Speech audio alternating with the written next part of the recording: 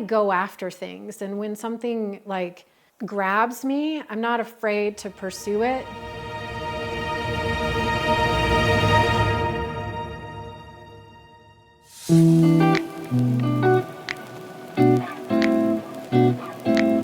There's a real reason behind being self-taught and not taking a single class.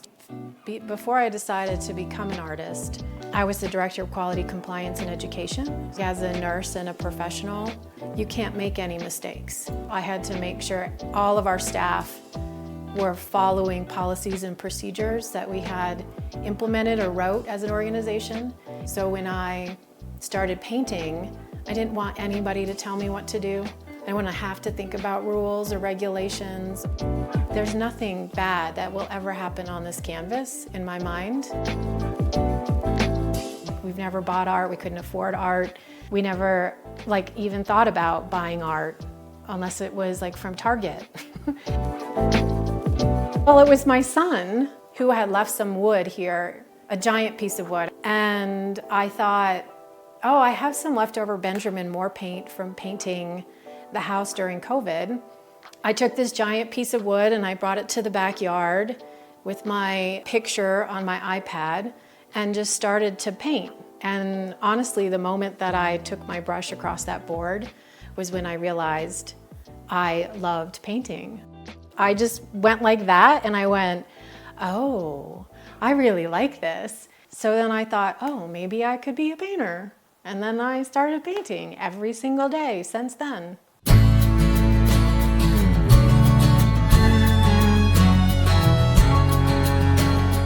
When I decided to start painting, I didn't want to feel intimidated in comparison. Comparison is the thief of joy. So I really made a conscious decision not to look at how other artists painted, not to do any comparison or even try and replicate.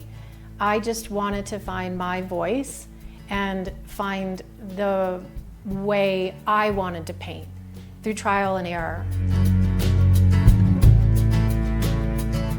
And then Leslie at E. Simpson Coffee Company saw a couple of my posts on Instagram and said, oh, I think, Rebecca, you really have something. You should do an art show. I really literally laughed out loud and said, you've got to be joking me. I've only been painting for 2 or 3 weeks. And she said, oh, I really think you should consider it.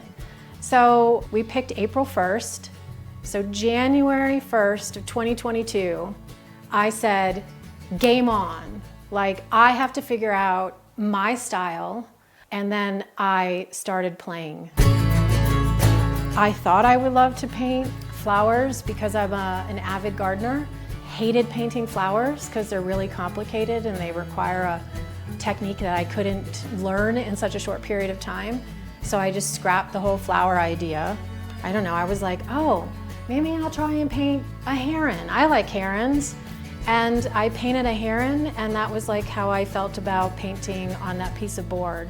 And then I just followed that path, and anytime I felt like I was diverging and I was coming to a dead end, I would just take that canvas off of my easel and I would put a new one up, and I just kept take it off and put a new one, take it off, put a new one, until I found comfort in my voice. When I hung my show, I was so nervous. I was sick the night before. What if people hate my art?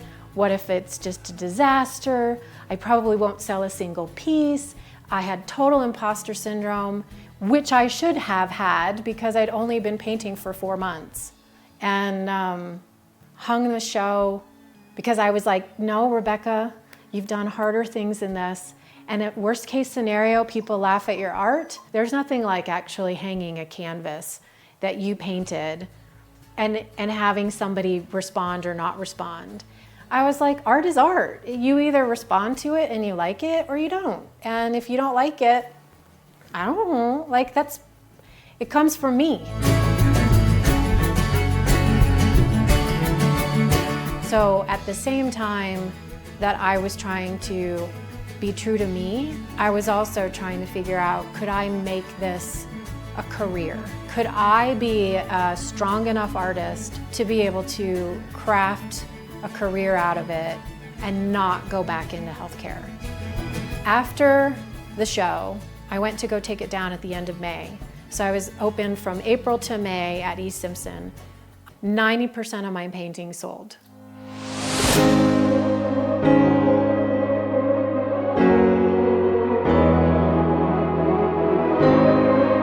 Shouldn't we just get back to the rudimentary? Like, shouldn't people just get to express? And if it's not painting, then maybe it's drawing, maybe it's markers, maybe it's pastels. But if you don't allow yourself this venue, this trailhead to go on, how will you ever even know if it's something you can and cannot do?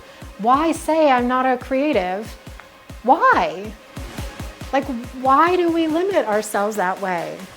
I didn't think I was, and a year and a half ago, I just decided, I don't know, I'm not creative, but I'll try.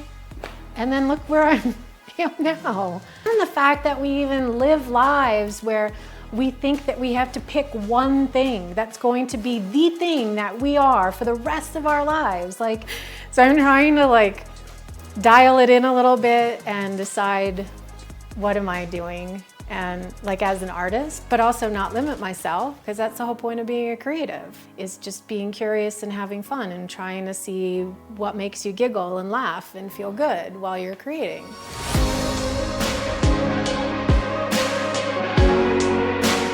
The act of being an artist or a creative for me is thinking about the doors it could open for people so that they wouldn't be so depressed and feel so stuck in their lives, and that maybe we would be a happier population if somebody gave them permission to try things just to try them. I'm willing to experiment and put myself out there. It builds confidence and it gives you another outlook. It also makes you want to be alive. Isn't that the point?